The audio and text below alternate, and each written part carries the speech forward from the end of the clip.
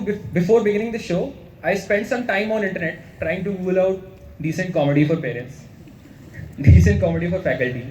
Result आया zero. That doesn't exist. तो मैं काफ़ी थॉट में था कि what should I present to these people, मतलब डिग्री लेनी है मुझे, अभी तक मिली थोड़ी है. तो today morning while having the breakfast I just looked at my fellow batchmates जो कल तक टी शर्ट और पैंट में आते थे, आज कुर्ते में आ रहे हैं नहा धोकर. सुबह का नाश्ता जिन्होंने 7 दिन से नहीं किया वो आज से कर रहे हैं. तो मुझे समझ में आ गया मेरा कंटेंट क्या है.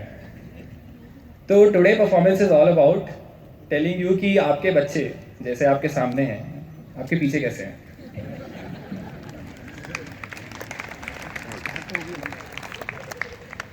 तो पहली चीज़ आप लोगों ने देखी होगी कि अंडरग्रेड के कॉलेजेस में कोई ज़्यादा से ज़्यादा अगर अपने शहर से बाहर गया तो मुंबई या दिल्ली, अभी जाते हैं सब सीधे यूरोप. तो 70% of the batch 60% of batch exchange पे फॉरेन जाते हैं. और पापा को क्या बोलते हैं कि पापा मैं ज़माने में अगर आगे नहीं गया तो पीछे रह जाऊँगा. मेरे बैचमेट्स यूरोप जा रहे हैं, वहाँ से पढ़ेंगे, मैं क्या करूँगा. वहाँ के लोग जर्मन सीखेंगे, मैं इंग्लिश ही बोलता रह जाऊँगा. तो पापा बिल्कुल इमोशनल कि भाई मेरा बच्चा पीछे कैसे रहेगा, क्या चाहिए तुझे बता, सब दे रहा हूँ मैं, तू जा आज. पापा को भी पता बच्चा क्या करेगा, लेकिन भेज नहीं, जा भाई जा. तो बच्चा पहुँच जाता है फॉरेन. यहाँ पापा तो सोच रहे हैं कि बच्चा अपना कुछ फॉरेन स्टूडेंट्स के साथ कल्चरल चीज़ें सीख रहा है, अलग अलग नए नए बातें सीखेगा, नए करियर डोमेन सीखेगा. मैं आपको बताता हूँ होता क्या है. तो पहले 1 हफ्ते तो उसको फिगर आउट करने में लग जाता है कि सब्जी बनती कैसे. 1 महीने तक ये चलता है सस्ती सब्जी मिलती कहाँ है. अगले 1 महीने में उसका टारगेट ये रहता है कि यूरोप के जितने भी चर्च और कैथेड्रल हैं सबके साथ एक सेल्फी खिंचा है. ठीक है, इंडिया में भले उसे नहीं पता तिरुपति का है, मीनाक्षी का है, लेकिन वहाँ उसे जीसस के साथ मोमबत्ती पकड़ के हर जगह फोटो खिंची हुई है. 3rd मंथ के एंड तक उसका टारगेट सीधे ये होता है कि कुछ 10-15 लड़कियों से बातचीत हो जाए बाहर, तो खुश घर वापस जाए. तो 3 महीने खत्म हो जाते हैं, अपना लड़का वापस आ जाता है. एक और चीज़ आप लोगों ने देखी होगी कि ये इस सेमेस्टर में आपका बच्चा कुछ ज़्यादा बिजी हो गया.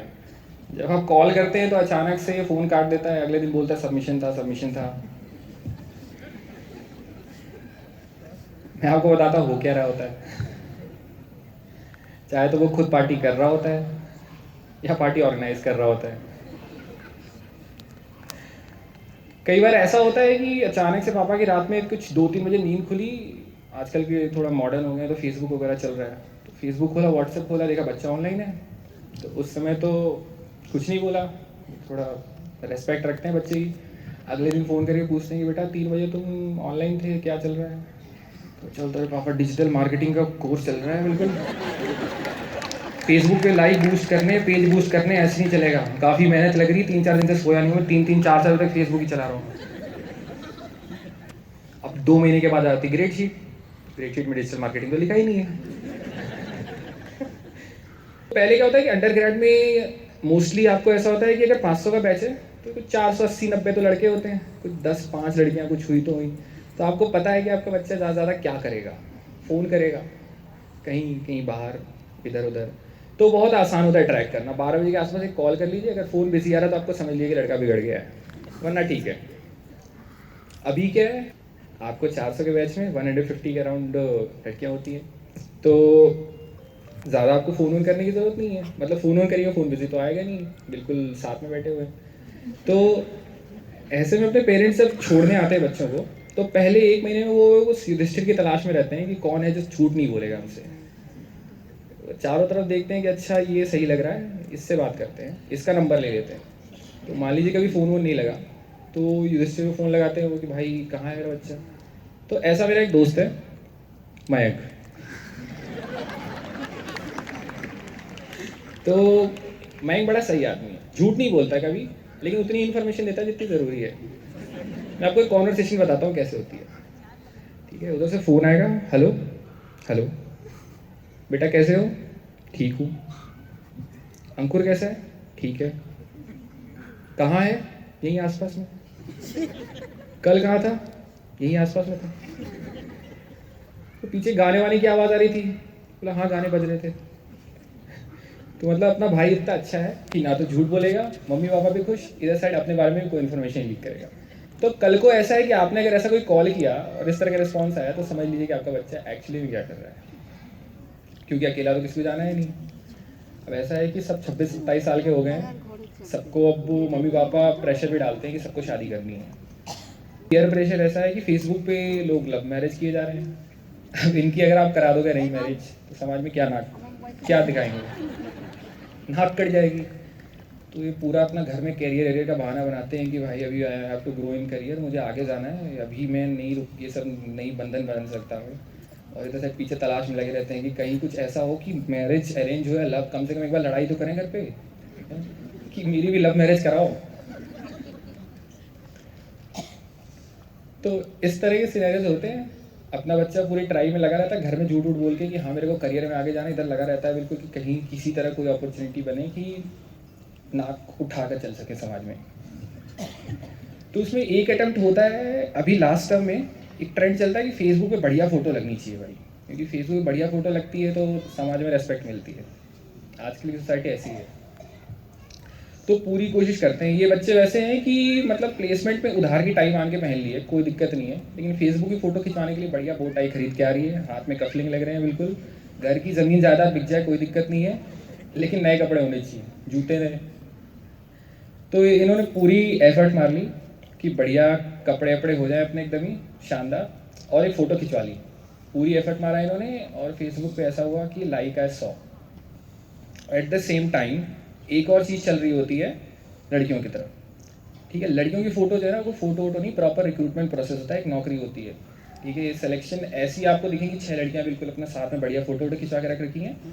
लेट मी टेल यू, वो पहली बार मिलती हैं, ठीक है। वो डिफाइन होता है पहले कि थीम क्या है इस इमेज का, क्यूटनेस दिखानी है, अलग इंडियन दिखाना है, फिर प्रॉपर इंटरव्यू चलते हैं कि हाँ भाई कौन सही लग रहा है इसमें, किसको रख सकते हैं।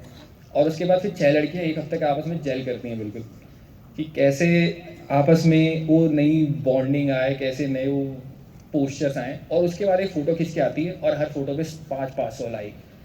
मैं आपको बता रहा हूँ अगले दिन वो मेस में साथ खाना भी नहीं खाती हैं। अपने भाई लोगों ने पूरी कोशिश कर ली, 100 लाइक आए, उधर 500-500 आ रहे हैं, तो कुछ हो ही नहीं पाया। तो लास्ट एक रिजॉर्ट करते हैं, ग्रेजुएशन ट्रिप होती है अपने यहाँ, सभी लोग ग्रेजुएट हो जाते हैं, उसका फिर 1 महीने के आसपास की छुट्टी होती है, सब सोचते हैं कि चलो भाई बाहर चलते हैं कहीं। तो ये लास्ट एफर्ट होता है जहाँ अपना ट्राई हो सकता है।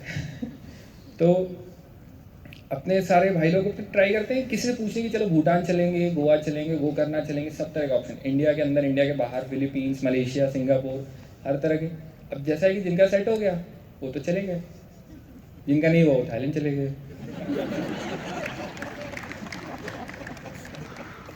तो अपने ऐसे लोगों ने जिनका नहीं सेट हो पाया वो फिर भी होपफुल रहते हैं, मतलब ऐसा नहीं कि हिम्मत हार गए।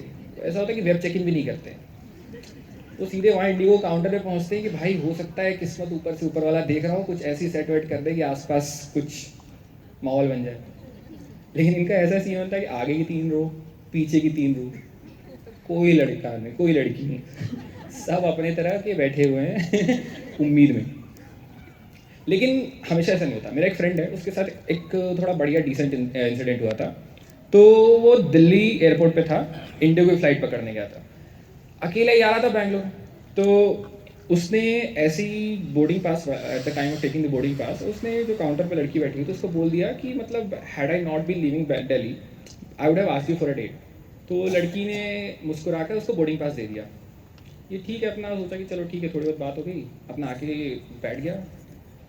फ्लाइट जब उड़ गई और कॉम्प्लीमेंट्री मील के लिए कूपन मांगा गया उनसे, तो अपना बोर्डिंग पास बाहर निकालते हैं, उस पर लिखा है 95997, बस बाकी की 3 डिजिट दिल्ली में रह गए। तो बेचारा भाई बहुत दुखी कि ज़िंदगी में एक मौका मिला, उसको खुद ही खो दिया।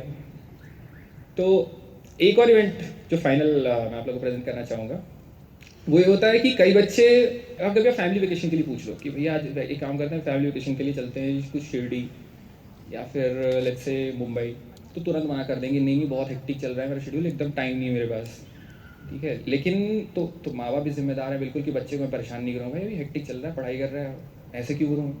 तो इंतज़ार करते हैं कि चलो ग्रेजुएशन खत्म होगा, 2 महीने की छुट्टी होती है, घर आएंगे तब लेके चलेंगे उनको। अब ऐसा होता है कि ऐसे कई बच्चे होते हैं, घर आएंगे 2 दिन बाद बोलेंगे मम्मी वो सीईओ ने फ़ोन किया था, अर्ली ज्वाइनिंग हो रही है मेरी। कोई अर्ली ज्वाइनिंग नहीं हो रही है उनको उम्मीद मिल गई है क्योंकि कोई अकेला नहीं जाना चाहता। That's it, thank you.